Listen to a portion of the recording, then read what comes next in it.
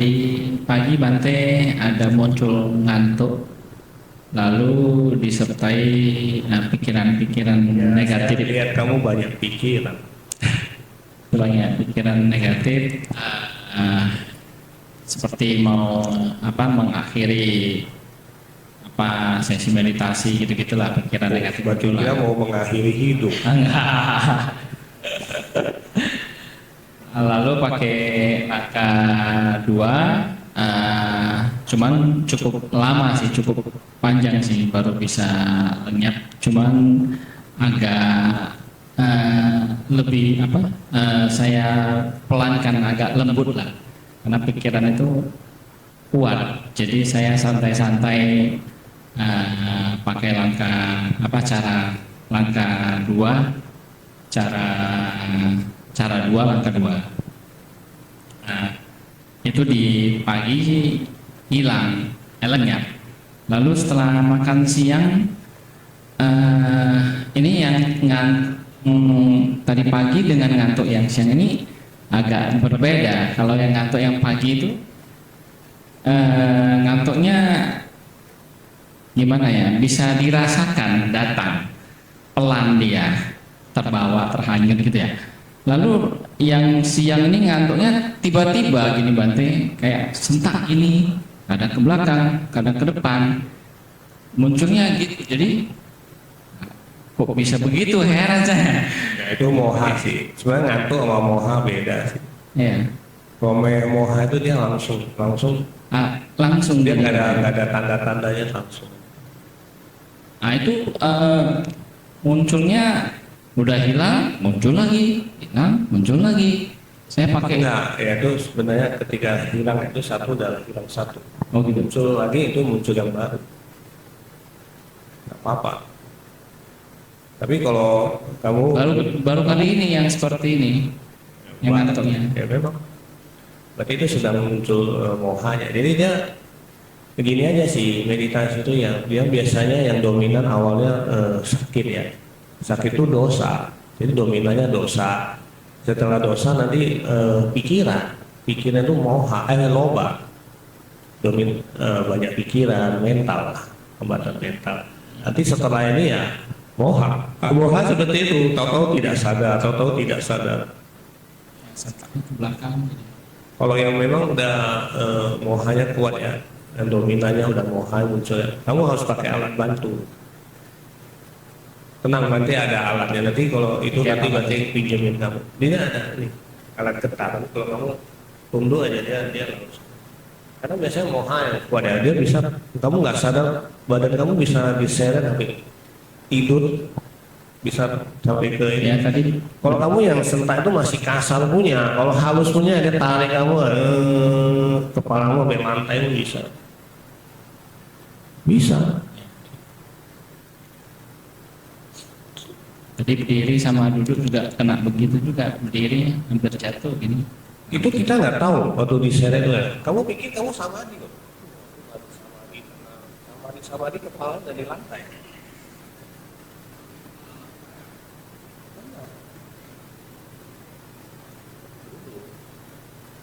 Berdiri kepala ke lantai.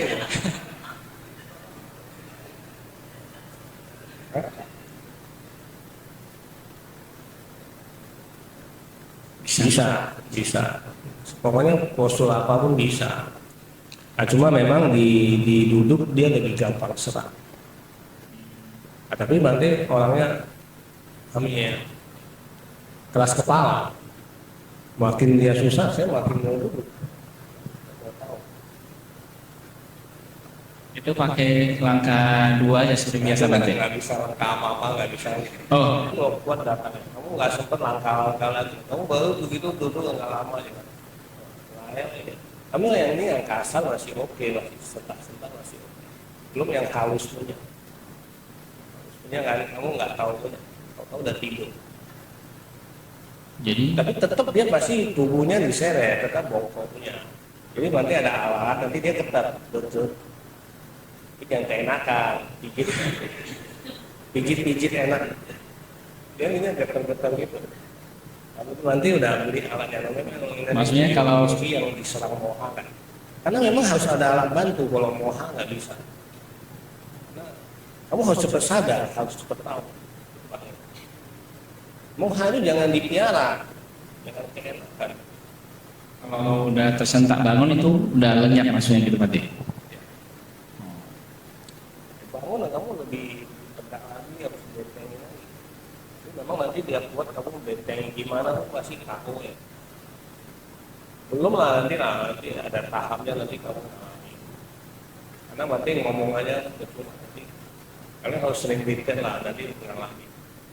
Terus ada satu lagi yang buat saya duduk nggak bisa lama ini Bante, kaki yang sebelah depan selalu ketarik, pindah-pindah aja saya.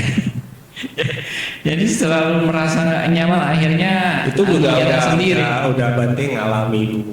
Bante sampai ngamati itu berbulan-bulan di Bakomon itu ya. Sampai putus asa juga, bukan putus asa lagi. Sama Bante, rasanya putus asa Bante. Bolak-balik pindah-pindah aja, putus asa betul Bante. Saya bukan putus asa lagi, saya kesel. Saya setiap dari subuh kan muncul kan, saya ngamati sampai jelas sekali loh. Sampai dia orangnya ketarik pelan-pelan jalan, terus saya lihatnya sangat jelas sekali. Sampai dia lenyap, selesai. Oke, satu sesi itu selesai. Nanti pagi habis sarapan muncul lagi, sama lagi masalahnya. Amati lagi, lenyap. Hari-hari kerjaannya itu aja. Ini kayak satu hari kayak makan obat ya, 3 kali sehari, 4 kali sehari. Muncul tadi ngamati lenyap, muncul lagi. Nggak selesai nih. Jadi saya pikir ini gimana ya? Posturnya Ini sakit. Coba saya geser kaki kanan ke depan.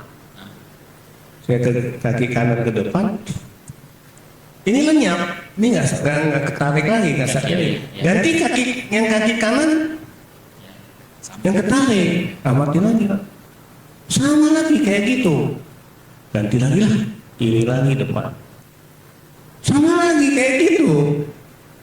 Jadi saya pikir memang begitu ganti langsung lenyap. Ya. Begitu ganti langsung lenyap. Saya pikir wah, ini solusinya deh. Ngapain capek-capek aku sehari-hari cuma ngamatin itu. Toh dia digeser, diganti aja udah lenyap kok. Betul. Langsung lenyap loh. Begitu ganti dia langsung lenyap. Betul. Wah, ini efektif nih caranya.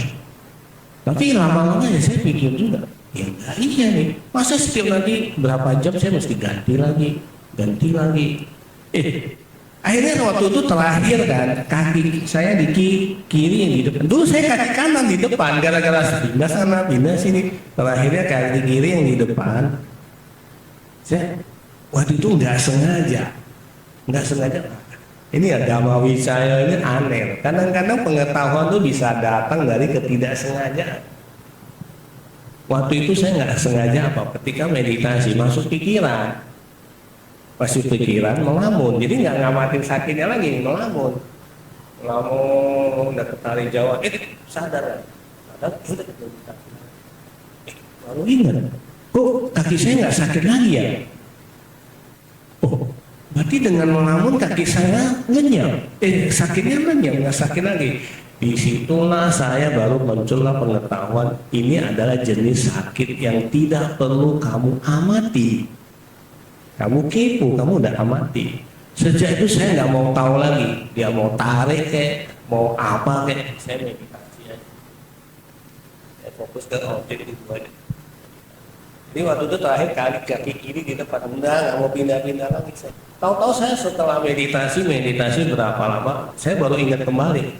Kok saya sekarang kaki saya nggak sakit lagi ya?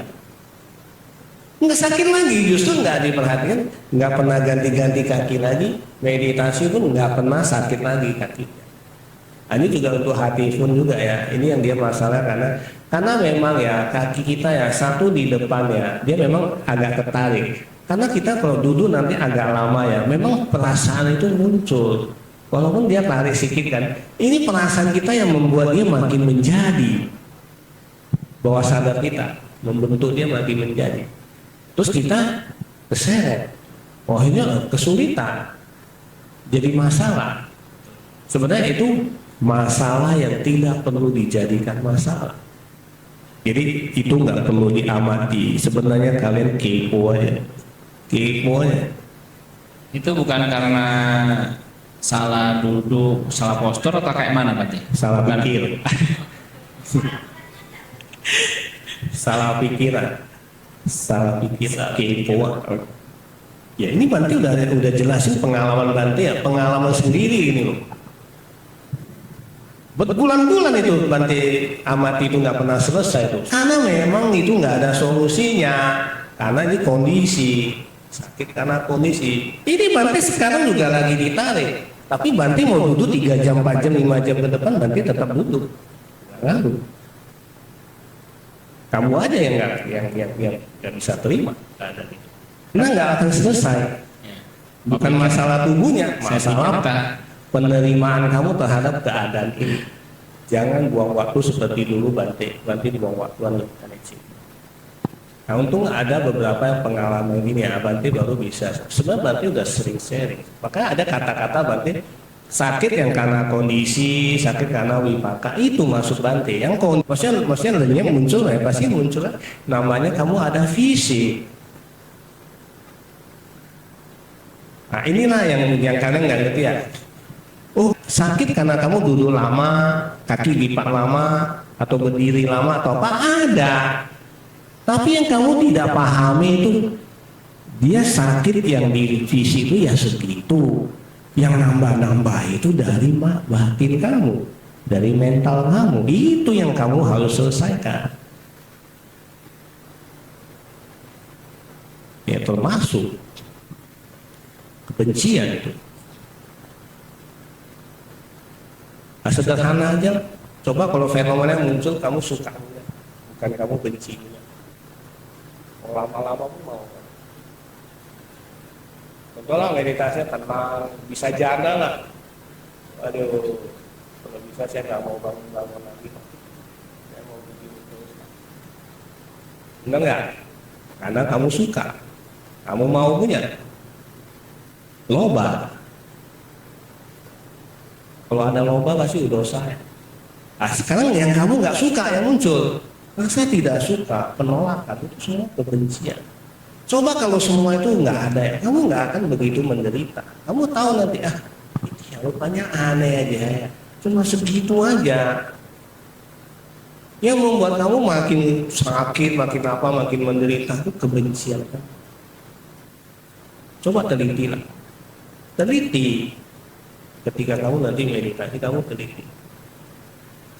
Jadi memang bisa dibuktikan ya. Kadar dari kebencian kita dari meditasi itu bisa dilihat. Kalau kamu masih banyak sakit, berarti potensi itu kebencian itu masih kuat, masih ada. Jadi hati-hati ya. Yang masih banyak sakit itu ya harus banyak meditasi. Kenapa? Karena kama kebencian itu paling toksik, paling bahaya.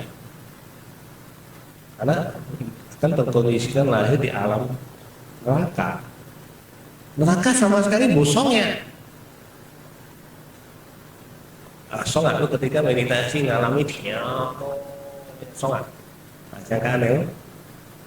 Mentan kalau sih bahwa kita neraka. Lu tongki meditasi lu ya rasakan ya.